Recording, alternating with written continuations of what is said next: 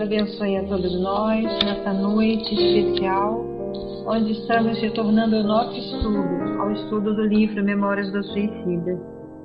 Vamos agora para a leitura do nosso Evangelho. Vamos ler hoje o capítulo 14, Honrai vosso pai e vossa mãe. O item é o 6, o penúltimo e o último parágrafos. Necessidade da caridade segundo São Paulo, que diz assim: a caridade é paciente, eterna e beneficente. A caridade não é invejosa, não é temerária nem precipitada. Não se enche de orgulho, não é desdenhosa. Não procura seus próprios interesses. Não se vangloria nem se irrita com nada. Não faz mais suposições.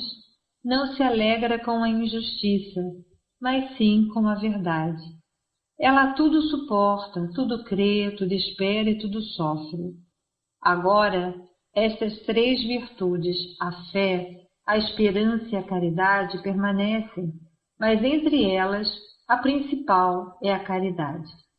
Palavras de Paulo está escrito em Epístola aos Coríntios, capítulo 13, versículos 1 a 7 e 13.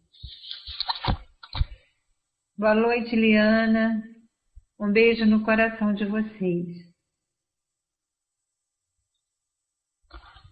Que Deus proteja todos nós nessa noite abençoada, onde estamos juntos novamente, nessa nova semana, para podermos usufruir das benesses desse amor infinito de Deus, que é o aprendizado, que é a reflexão e que é a oportunidade de passar para os nossos irmãos que estão passando pelas dificuldades a bondade de Deus, lembrando sempre que o socorro chega porque a sua misericórdia é infinita e existe caridade nesse coração amigo, nesse coração bom, nesse coração de Pai.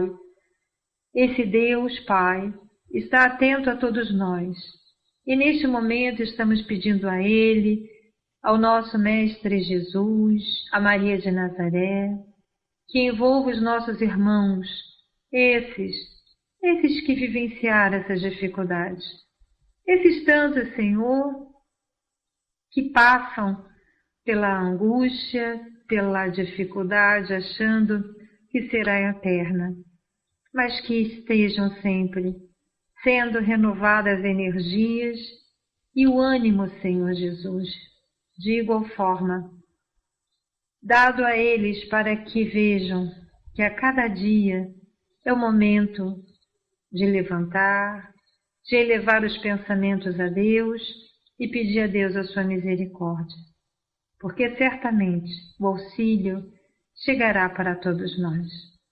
E que todos, Senhor Jesus, tenham consciência de que haverão de ter uma nova oportunidade. E quanto a nós, Senhor, que aqui estamos, suplicamos a Ti para que nos dê força e coragem para continuarmos a nossa caminhada. Agradecemos este momento, pedimos a Deus que oriente e proteja o nosso companheiro Mário e, de forma especial, agradecemos a espiritualidade amiga da figura bondosa desses companheiros, a Dona Ivone, o Carribá Chútil e tantos outros, esses que de forma anônima nos incentivam, nos estimulam e nos auxiliam para aqui estarmos a cada oportunidade. Que Deus abençoe a esses corações amigos e que eles recebam o nosso agradecimento sincero por tudo. E ora pedimos a Deus que nos abençoe a todos, que nos dê a sua paz e a permissão para início deste momento abençoado de estudo que ora se inicia. Graças a Deus, Senhor, que assim seja, graças a Deus. Boa noite, Nide Dias, boa noite, Acanda, vocês que estão chegando, recebam de igual forma as melhores vibrações e o meu carinho por todos vocês. Fiquem com Deus. Vou passando para você, Acanda, levanta sua mãozinha, se você já estiver pronta para a sua leitura. Isso. Um beijo no seu coração, querida, e bom trabalho para você, meu irmão Mário. Fiquem com Deus. Boa noite. Como é que tá o som? Cheguei correndo. Tá bom o som? Eu tô com um outro... Graças a Deus tem outro, né? Isso aqui é importante.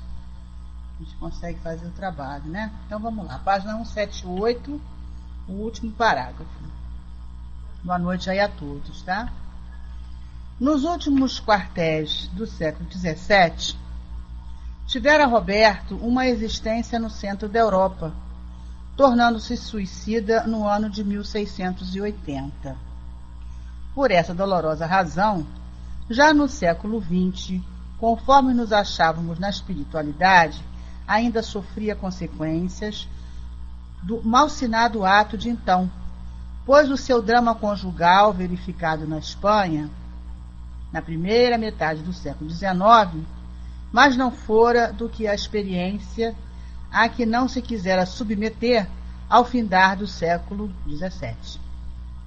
Esse nobre amigo, cujo aspecto grave e meditativo tanto nos atraía, aparecia no além-túmulo, tal como existira em vestes carnais durante a última existência passada na Espanha.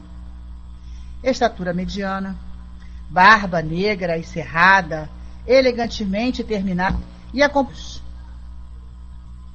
lembrando ciganos andaluzes, e mãos longas indicando o exercício continuado do pianista, ou o mal terrível que fizera tombar seu último fardo carnal. Ele próprio revelara-me essa pavorosa síntese de sua vida, durante os serões em que nos acompanhava pelas aleias mortas do parque do hospital. Fizera-o, porém, no intuito altruístico de elucidação, concitando-nos ao valor para enfrentar o futuro que áspero nos aguardava. Porquanto ao suicida, cumpre reparar a fraqueza de que deu provas, curando-se do desânimo que o ata à inferioridade, com testemunhos decisivos de fortaleza e resoluções salvadoras.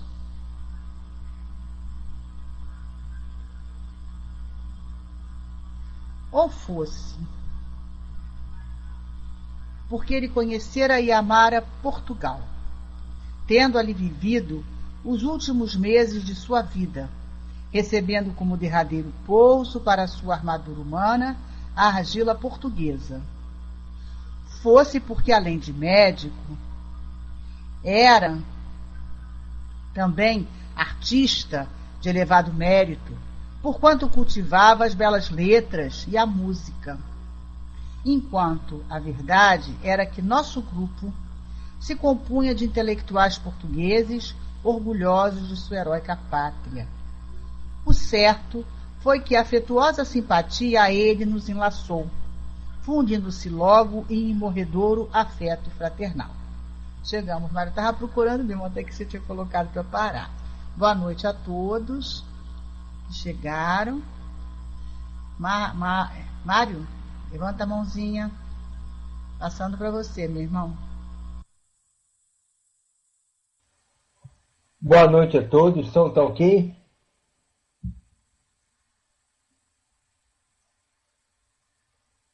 Então nós estamos conhecendo agora o nosso companheiro Roberto de Canaleiras, que tinha sofrido aquele perjúrio. A esposa tinha fugido com outro.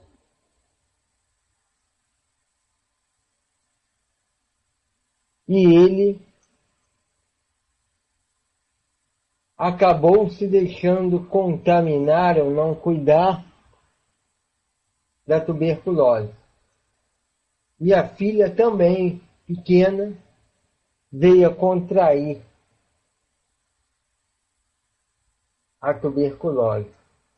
Então nós estamos conhecendo essa história que ocorreu no século XVII,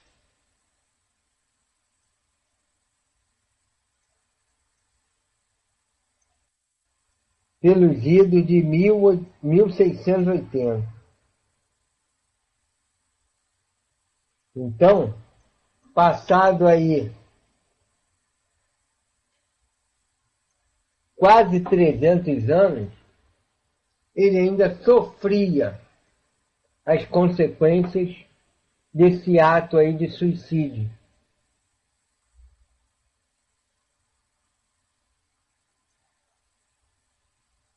Então, 300 anos, né? Então, aqui ele descreve esse nobre amigo, cujo aspecto grave e meditativo tanto nos atraía, aparecia no além-túmulo, tal como existir em vestes carnais durante a última existência passada na Espanha. Estatura mediana, barba negra cerrada, elegantemente terminada em ponta, qual usavam os aristocratas da época, e acompanhado de bigodes bem tratados, cabeleira volumosa e farta, tez branquíssima, quase nível, olhos negros grandes pensativos, lembrando ciganos andaluzes, e mãos longas indicando o exercício continuado do pianista, ou mal terrível que o fizera tombar seu último fardo carnal. Então, a descrição física do nosso companheiro é aquela apresentação de 300 anos. Vê como o espírito, às vezes, não se desfaz com certa facilidade da sua aparência, né? A não ser que queira, ou a não ser que possa. No caso dele, possivelmente, ele ainda gostava daquela existência. Mesmo tendo sofrido, por quê? Porque ele amava Leila. Interessante aqui que fala das mãos longas, qual se fora um exímio pianista, ou então tuberculoso, né? Que as mãos ficam longas, dá aquela aparência de longa, por quê? Vai emagrecendo, né? Vai emagrecendo, parece que tudo está comprido, né? O braço, as mãos. Então, ele revelou isso para o nosso companheiro Camilo, e a gente encontra essa história lá no livro Sublimação. Narra parte dessa história. A gente sabe que ele está em vários livros daquela saga que Dona Ivone escreveu. Nas Voragens do Pecado. Deixa eu ver o outro. Cavaleiro de Nurmier, que era ele mesmo, que era o próprio Roberto.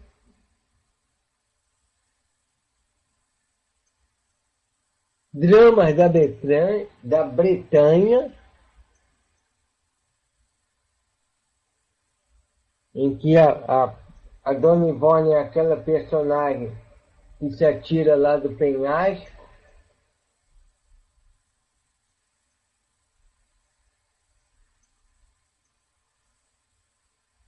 E nós ficamos conhecendo isso tudo. No caso dele, do suicídio, não foi um suicídio direto buscando uma arma, um penhasco, nada disso. É uma coisa chamada indiferença pela vida. Quantas pessoas a gente conhece que comete isso? Tanto faz viver ou morrer. Tanto faz. Indiferença pela vida, que é o maior patrimônio que o espírito pode ter. O espírito encarnado. Então, quando chegamos a esse estado, que começa com o quê? Com desânimo. A nossa luta, nesse caso, deve ser contra o desânimo, do qual Camilo tanto fala, né?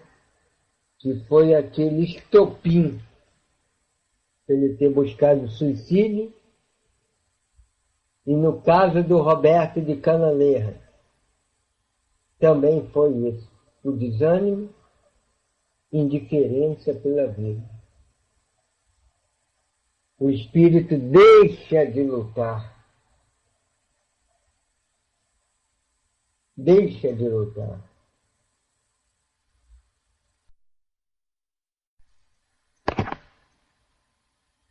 Muitas das vezes, a nossa vida de luta não é só porque estamos pagando coisa de outra encarnação, não.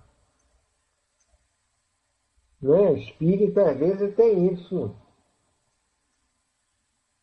amarradinho, como num pacote, né? Sofre é porque é coisa de outra encarnação.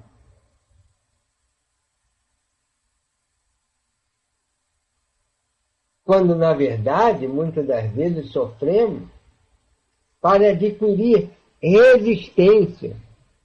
Seja resistência para o nosso próprio espírito puro e simples, seja resistência para um trabalho.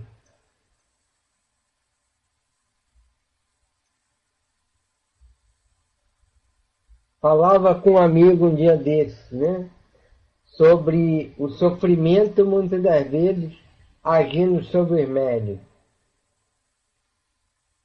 Por que o Chico passou por aquilo tudo, desde criancinha, desde os 4, 5 anos? Aquela luta toda, a orfandade, a madrasta, que era má, a dificuldade financeira, a pobreza mesmo. Depois a segunda orfandade, porque a segunda mãe morre, aquela que veio ficar no lugar da mãe, não mais a madrasta, que era a madrinha dele, e todo aquele sofrimento. Será que era coisa de outra encarnação? Um missionário daquele Jaez? O que vocês acham?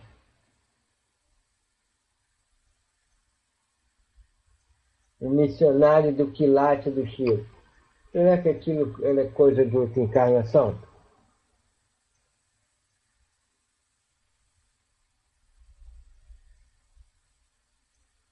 Estão ouvindo?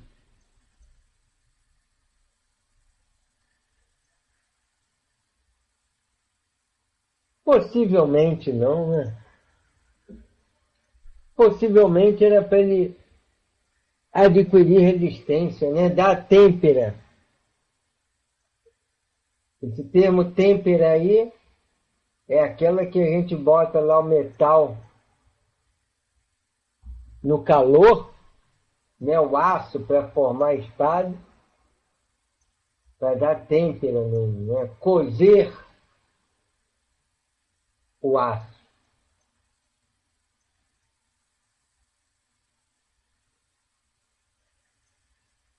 E assim fica melhor temperado, né? Fica temperado, passou pela têmpera, pelo calor, e o aço fica fortalecido. Mais forte do que o aço comum. As propriedades de enrijecimento do material fica maior. Fica menos dúctil, né?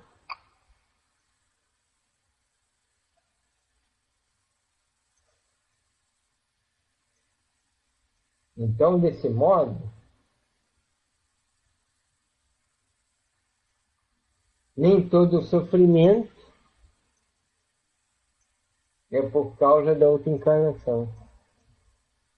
Enquanto a gente ganha muitas das vezes com o sofrimento. Não que sejamos masoquistas ou que queiramos o sofrimento, né?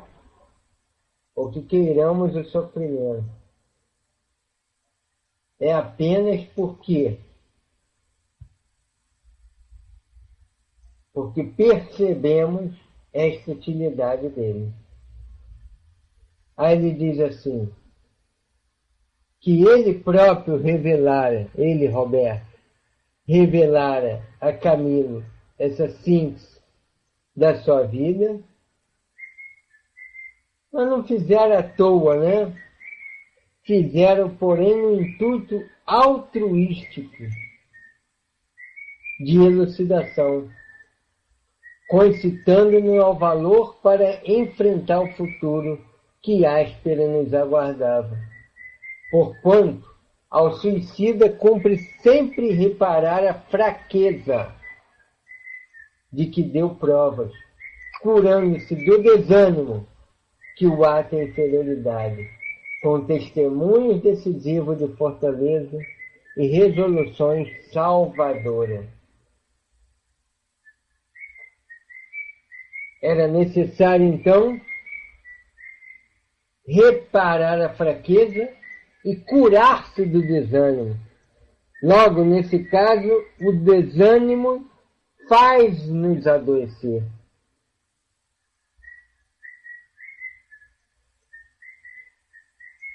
Faz-nos adoecer. Fê-lo a ele e falo-á a nós.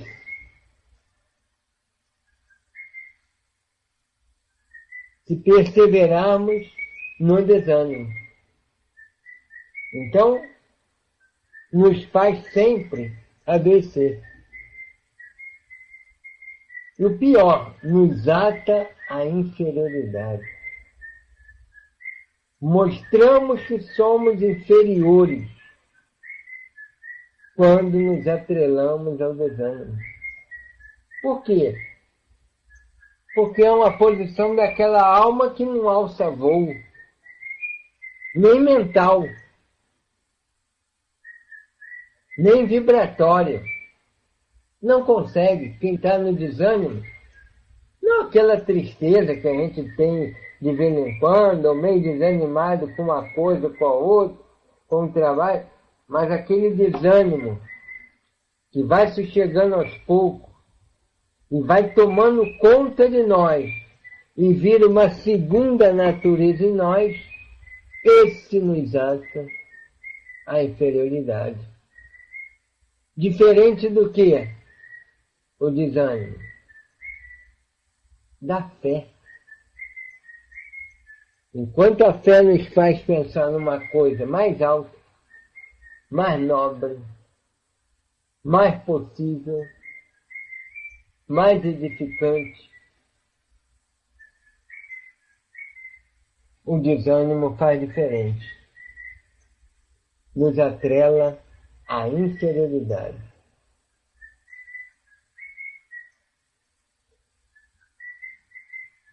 E diz que Roberto tinha vivido os últimos tempos de sua vida em Portugal.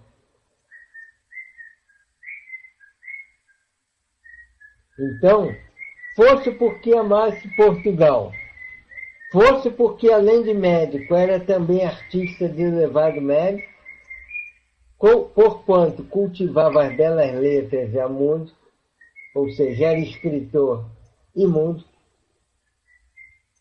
enquanto a verdade era que nosso grupo se compunha de intelectuais portugueses, orgulhosos de sua heróica pátria. O certo foi que afetuosa simpatia a ele nos enlaçou, fundindo-se logo em morredor afeto fraternal.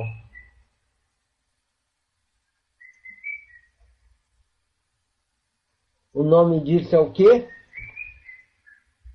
Simpatia. Simpatizou com esses aspectos. Afinidade.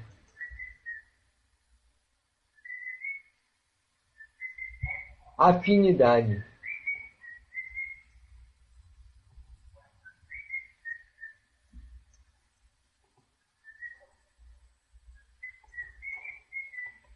Eles criaram essa afinidade, causando esse morredouro afeto fraternal, afeto de irmão. Não somos assim na casa espírita, principalmente? Quantas pessoas nós nos afinizamos pelos gostos iguais, pelas profissões às vezes iguais, pelo tipo de trabalho mediúnico semelhante.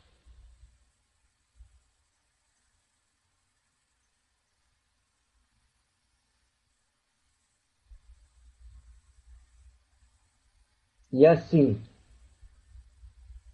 nós vamos criando laços imorredouros de fraternidade. Não ocorre isso com a gente?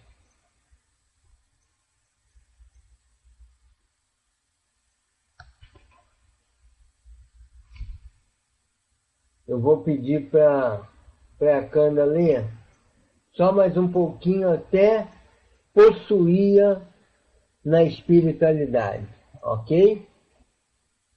Então vamos ler, né?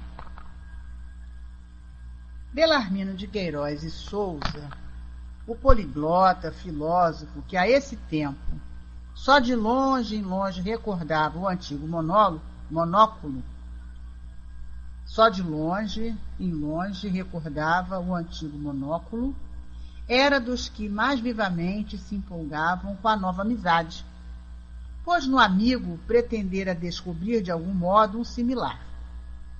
Confessara de Canaleiras que tivera a desdita de professor doutrinas materialistas, confessara de Canaleiras que tivera a desdita de professar doutrinas materialistas quando encarnado, renegando a ideia do ser supremo e repelindo a luz dos sentimentos cristãos pelo domínio exclusivo da ciência, fato que o desamparara grandemente durante os contínuos dissabores da existência, agravando mais tarde a própria situação moral quando a adversidade lhe desferira o supremo golpe no lar doméstico.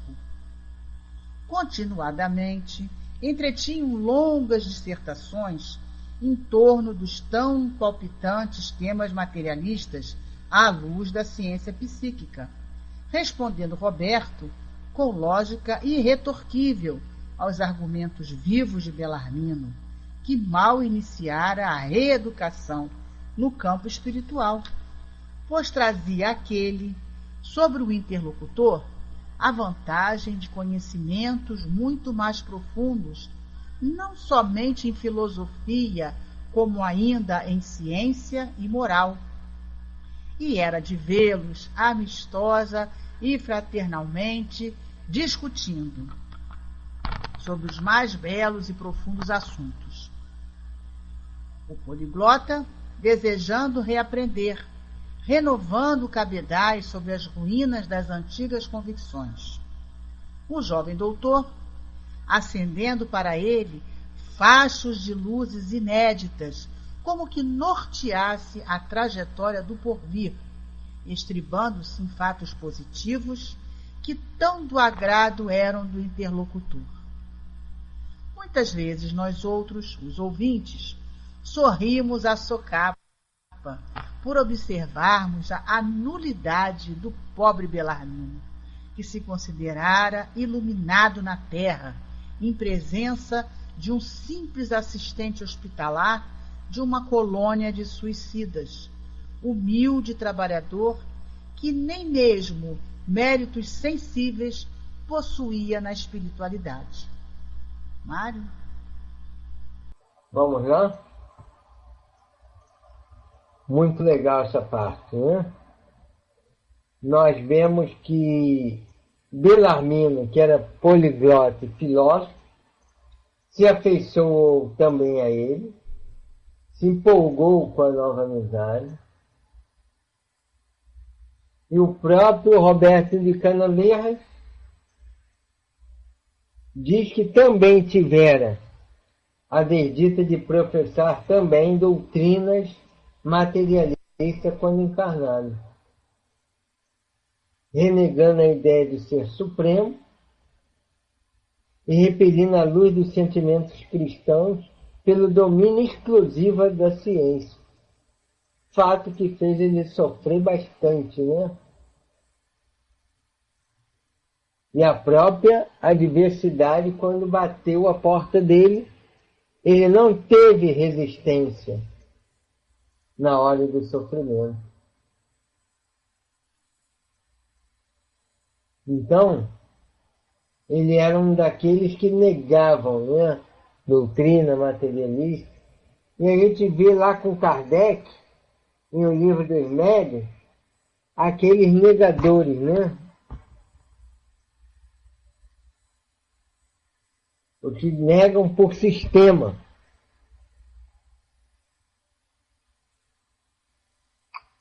Né? Aquele que nega por sistema. Nele não há dúvida. É a negação absoluta. Não creio, isso tudo é balela, Deus não existe uma força superior.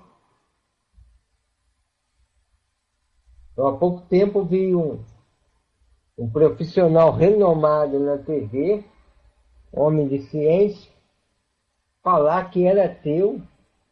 Ainda ficou zangado, porque disse que queria ser respeitado no ateísmo dele.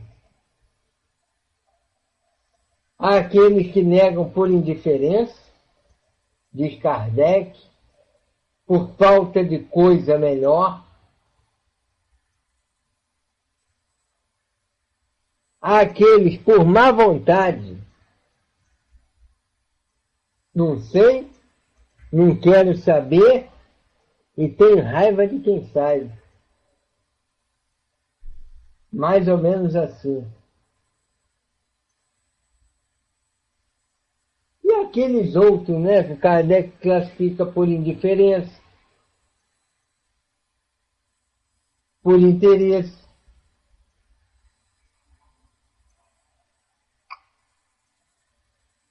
Por interesse, por má fé, por covardia.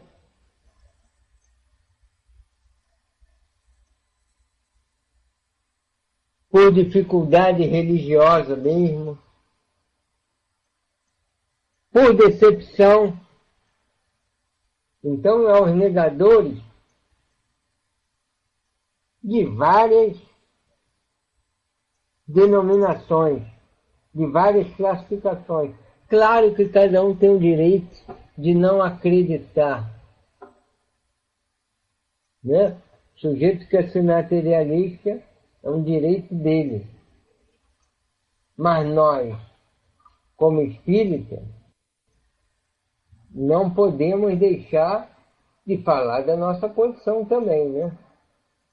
Há pouco tempo eu vi um homem de televisão tendo que se retratar porque alguém tinha cometido um crime, e ele disse: isso aí é falta de religião, falta de crer em Deus. E uma série de companheiros materialistas escreveu lá para a emissora, ele teve que se retratar. Então, como eu não quero me retratar com nada, é um direito de cada um ser ateu, né? Quer ser. Mas a gente até diz que, mesmo para ser ateu, você tem que acreditar para poder negar. Você tem que falar em Deus para poder negar Ele. Você não vai negar uma coisa que não existe. Concordam? Até para negar, tu tem que admitir a possibilidade de.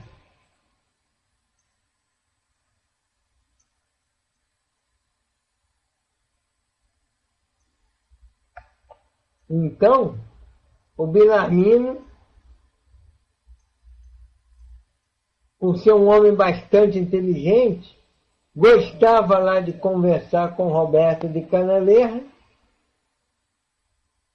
sobre a vida, Não se negam à mentira.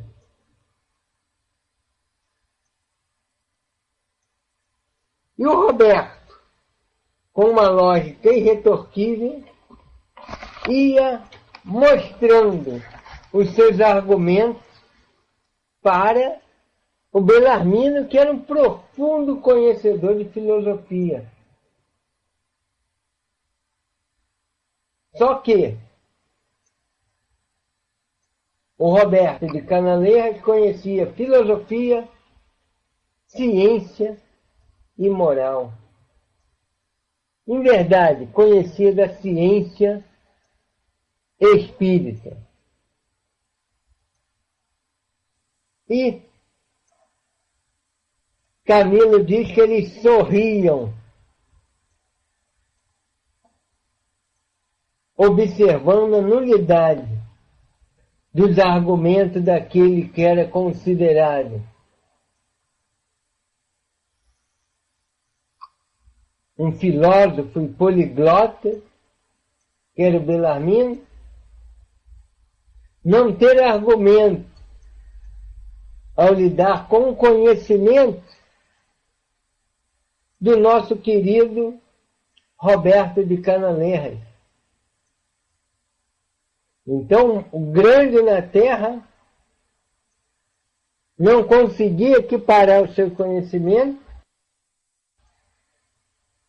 a um pequeno no plano espiritual, que realmente era pequeno em comparação com os outros espíritos da colônia, né? Era um simples assistente hospitalar de uma colônia de suicida.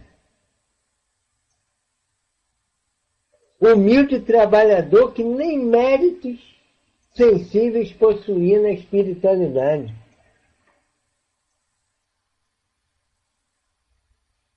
Mal comparando, teria um camarada com PhD aprendendo com o operário.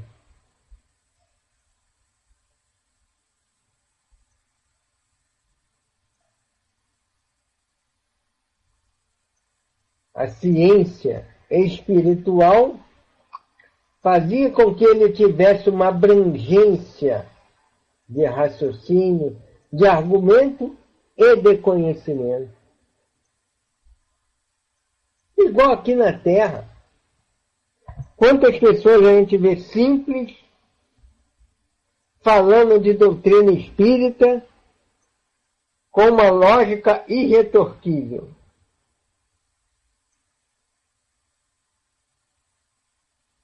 Com uma clareza de raciocínio. Isso mesmo, Antônio. Com uma clareza de raciocínio que os outros não conseguem entender. Aí a gente vê esses que negam e olha para aquele e fala: é aquilo que Jesus falou. Revelar para os simples e ocultar dos doutos. Não que o conhecimento seja antagônico à crença, mas é que muitas vezes, como diria lá, citando a frase não o fato, daquele governante que fala para Paulo, que as muitas letras fazia Paulo delirar, muitas vezes as muitas letras fazem muitos doutos ter delírios de achar que tudo sabe.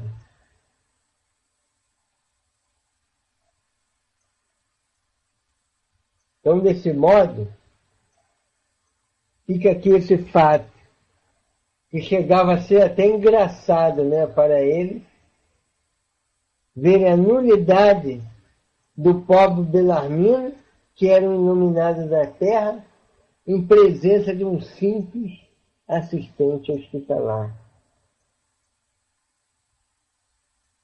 Aí a gente lembra de tantos status, né? Lá do Evangelho, como daquela rainha que disse que a realeza dela no plano espiritual valia de muita coisa, de que muitos dos que eram seus súditos agora estavam acima dela, porque lá contavam as coisas do coração.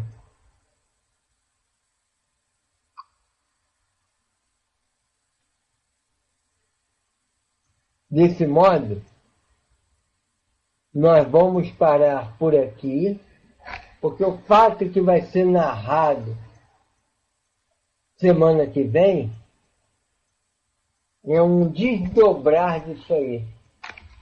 Então não quero entrar nele e depois interromper. Então, a Mana já escolheu. Aí quem vai fazer? Semana que vem, carnaval?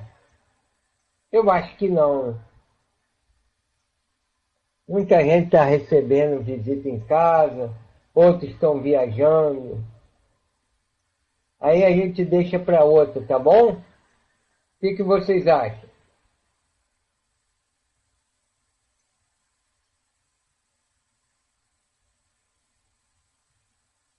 Ok?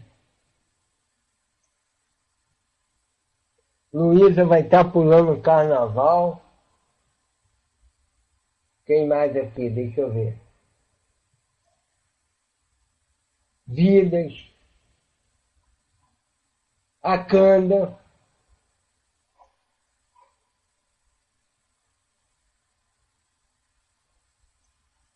Quem mais? Ó, se não se acusar, eu vou apontar. Hein? Quem vai pular o carnaval aí? Jana, lá na Paraíba. Lá em João Pessoa. Esqueci de tu, não. Céia também, Céia.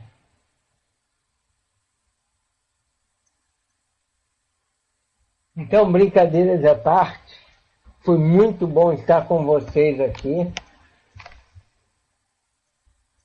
Então, semana que vem a gente está lá no Bloco do Céu.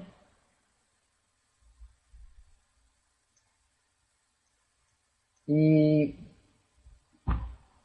nossa querida Luísa vai fazer a prece. E depois a gente ouve a mensagem do plano espiritual, ok? Estou passando a palavra, filhote. Boa noite, queridos irmãos. O som tá ok, por favor?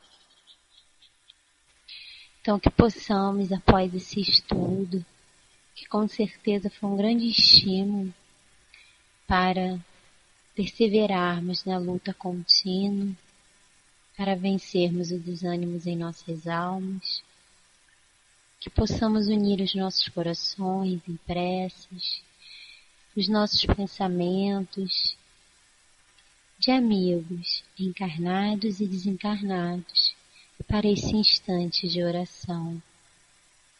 Querido Senhor Jesus, amado Mestre, Senhor de nossas vidas, agradecemos o iluminar de nossas esperanças nessa noite. Noite, Senhor, em que chegamos a Ti, como a samaritana à beira do poço, com as nossas almas secas, mas que foram preenchidas pela água viva da esperança.